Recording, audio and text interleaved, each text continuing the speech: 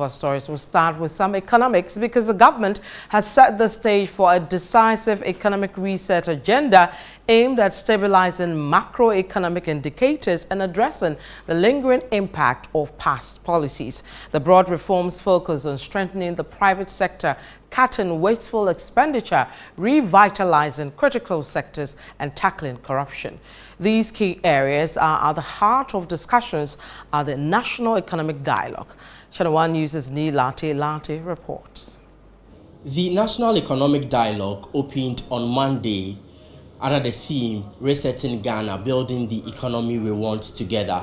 The two-day event has brought together stakeholders from various sectors of the economy to build consensus on how to reset the Ghanaian economy.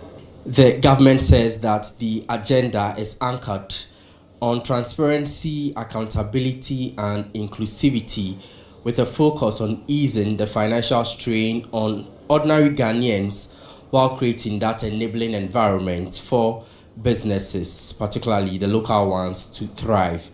Under the auspices of the presidency, the dialogue is being spearheaded by an 8-member planning committee chaired by Dr. Ishmael Yamson, and it features an opening plenary session followed by breakout sessions for high-level discussions.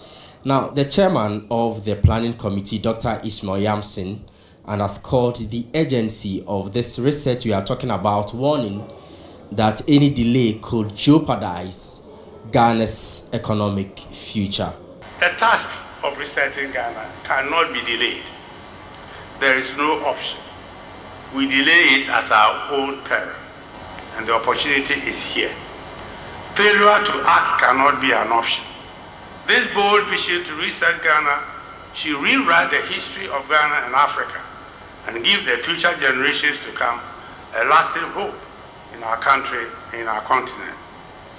Now, founder of the African Center for Economic Transformation, Dr. K.Y. Amwakon, set a scene by looking at the lessons of Ghana's political and economic history. He cautioned that the reset could be futile without any comprehensive financing strategy to support long-term development. We must not wait for the world to solve this problem for us.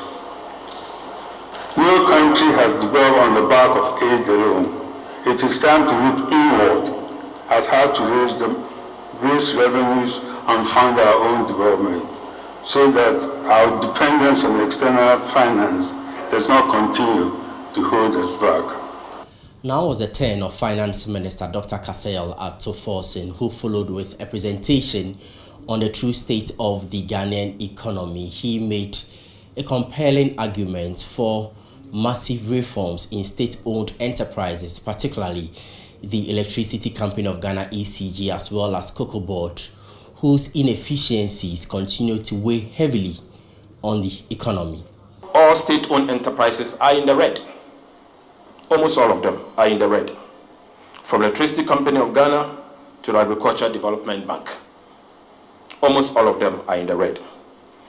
In fact, beginning from the year 2021, 2022, and 2023, you will see that Cocoa Board posed some profit of 2.2 billion in the year 2023. By Your Excellency, this is artificial profit. This profit is because they failed to service their debt because of the debt suspension. And so all the cocoa bills that were due at the time, they failed to pay because of debt suspension.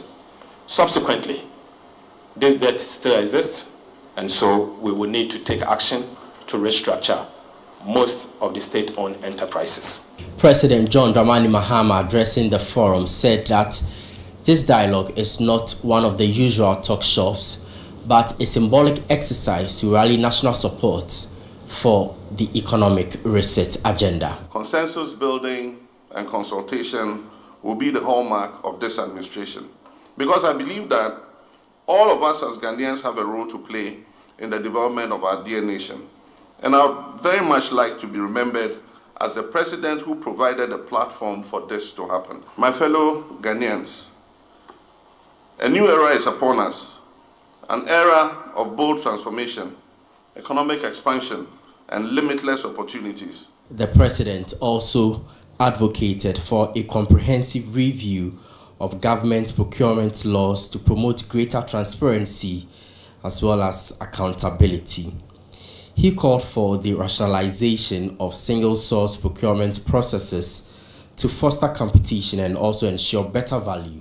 The dialogue has garnered widespread support from participants spanning academia, industry, public institutions, as well as the private sector, many of whom are eager to see how the outcomes of the National Economic Dialogue will be integrated into the government economic policy and budget statement, which will be presented in Parliament next Tuesday. Well, the government has acknowledged the tough times ahead in implementing some of the recommendations that will be made, but it says that the dialogue is an important step towards the economic transformation of the country. And so the dialogue continues on Tuesday with the final presentation of the communique to be presented to the President of the Republic of Ghana for further action. I am Ni Latte for ChannelOne News.